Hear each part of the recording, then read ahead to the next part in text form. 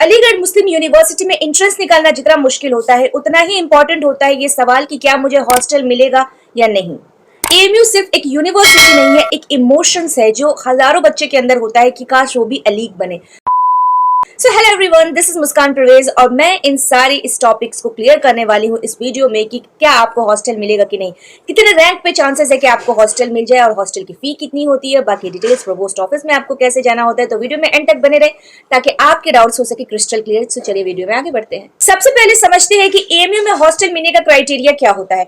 बहुत से लोगों को लगता है कि एएमयू में एडमिशन मिल गया तो इसका मतलब कि हॉस्टल तो ऑटोमेटिकली मिल जाएगा। ऐसा बिल्कुल भी नहीं है। एएमयू में सीट लिमिटेड होती है और स्टूडेंट्स बहुत ज्यादा होते हैं। हॉस्टल की अलॉटमेंट तीन बड़ी बातों पर डिपेंड करती है। सबसे पहली बात जो है आपकी एंट्रेंस रैंक, जनरल कैटेगरी या आपकी जो रैंक है। आपकी रैंक जितनी अच्छी होगी आपके चांसेस उतने हैं कि 100% आपको हॉस्टल मिल जाए। टॉप रैंक को पहले प्रेफरेंस मिलती है, पहले उनको हॉस्टल अलॉट किया जाता है।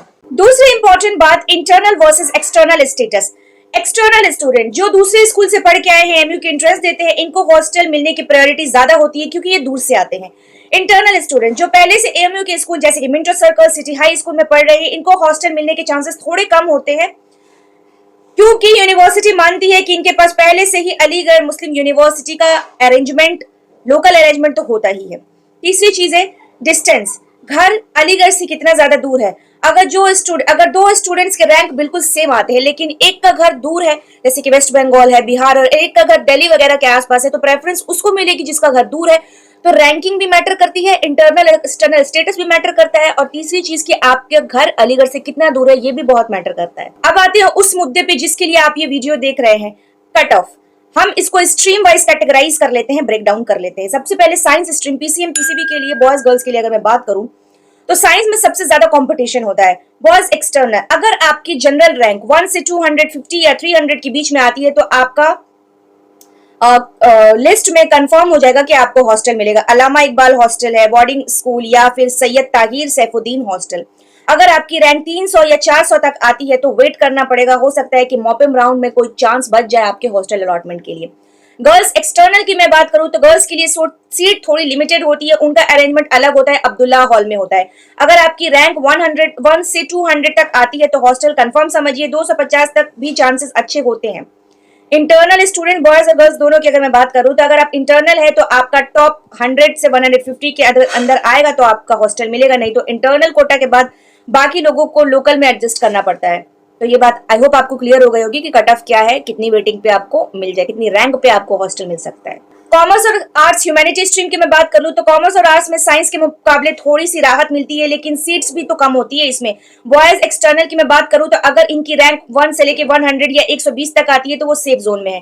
गर्ल्स एक्सटर्नल की बात करूं तो टॉप 80 से 100 तक रैंकर्स को हॉस्टल अलॉट हो जाता है। अब आते हैं कि what if rank is low, क्या होगा अगर रैंक हमारी लो रही तो अब वो लोग जिनके रैंक थोड़े से पीछे रह जाते हैं, मान लीजिए आपका एडमिशन तो हो गया है, वेटिंग लिस्ट भी क्लियर हो चुकी है, पर आपका रैंक 600 से 700 के बीच में है, तो अब क्या करें? क्या अलीगढ़ में पढ़ाई नहीं हो पाएगी? बिल्कुल हो पाएगी, परेशान होने की जरूरत नहीं है। आपके पास भी 3 रास्ते हैं। अल्टरनेटिव ऑप्शन की हम बात कर लेते हैं, द वेटिंग लिस्ट गेम।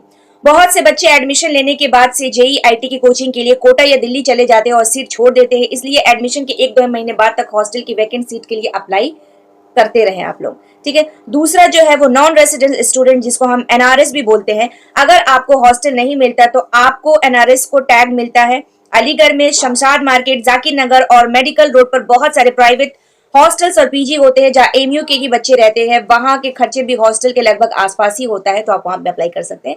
तीसरा जो है application to the provost office में एप्लीकेशन दीजिए। अगर आपकी कोई जेन्युइन फाइनेंशियल कंडीशन खराब है या कोई मेडिकल इश्यू है तो आप अप टू डेट डॉक्यूमेंट के साथ प्रोवोस्ट ऑफिस सुबह को एप्लीकेशन दे सकते हैं। कई बार स्पेशल केसेस में आपको हॉस्टल अलॉट हो जाता है। तो आपको मैंने बताया कि अगर आपको हॉस्टल अलॉट नहीं होता है फिर भी आपके पास 3 ऑप्शंस होते हैं जिसके तहत, अल्टरनेटिव ऑप्शंस होते हैं जिसके तहत आपको हॉस्टल मिलने के काफी ज्यादा चांसेस होते हैं।